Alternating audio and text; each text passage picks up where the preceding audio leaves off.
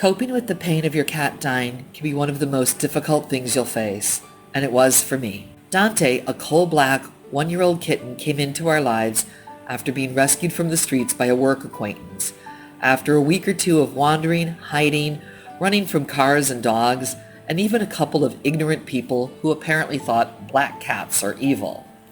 Dante was a bright, curious, energetic cat. We loved him deeply. Over his 10 years with us, he matured into a quieter, very loving cat. We gave him the best care available and were always pleased with his "looks really great" annual exams. Then the unthinkable happened last October. Dante was fine one minute and then suddenly began dragging his hind legs, panting and drooling horribly, then screaming in pain. He hid under an end table. I rushed to him to see what was wrong. I helped him out, but he dragged himself past me, dragged himself down the stairs and into the dining room under the table. I gathered him up and we rushed him to the vet. In the car, he was screaming and gasping for breath. He became nearly comatose. Traffic seemed to crawl, and I took ridiculous chances trying to bypass the line of rush hour drivers.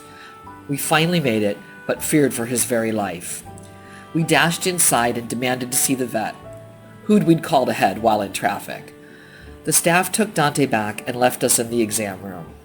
The vet came out and told us they had to revive him, that he was all but dead. He said they had sedated him since Dante was in excruciating pain. We asked what in the world happened. The vet said he had a somewhat rare heart condition, an inoperable heart defect. He said he had had the same thing happen to one of his own cats. We asked what the kindest, most responsible thing was we could do. Operate? Medicate? Do something else?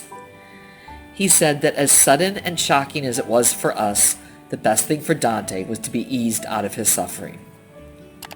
We took a few minutes alone to come to grips with the situation. We had no choice and agreed. In minutes, the vet brought his lifeless body into the room for us to say goodbye. We unwrapped him. We stroked his still whiskers, stroked his still warm head, whispered our love and extreme, extreme sorrow to his unhearing ears. Less than an hour before, he had trotted upstairs to help us get dressed to go out to supper with friends. And now this, his lifeless body. We sat with him for a few minutes and absolutely bawled. The day after he died, I wrote him the following poem to try to begin to deal with his loss and work out my own grief. Dante, July 5th, 2003 to October 24th, 2013. Abandoned little boy, all velvet black, who flinched from crossing angry roaring streets. No comfort in go away now, scat. Self-centered world which cared never to cross your path. At last some mercy from the hills. A helping hand who placed your tiny cage in welcome arms. And you, my sable boy, you, bravely trusting, strayed inside my heart and made a home in mine and I in yours. Oh, Dante, loving you was easy, don't you know? I never wished to say goodbye to you. Too short our time, too short your time.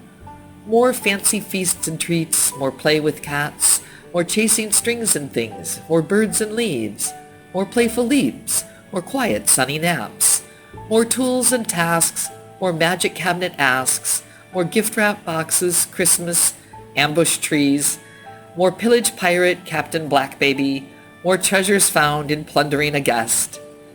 I hate dark came so sudden with such pain, too short a time of sharing life with you, in quiet times with you upon my chest. My sudden restless home now aches for you, still seeks for you, with ever open arms. We have his cremated ashes in our bedroom. I have a picture of him next to a fuzzy bowl he loved to settle in above my desk to watch me while I worked at the computer.